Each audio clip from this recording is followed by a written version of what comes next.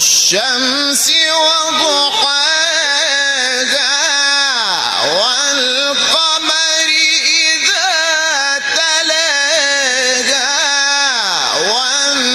والنهار إذا جلاها والليل إذا يغشاها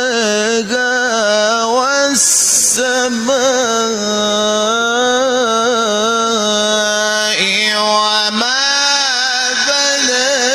بناها والشمس وضحاها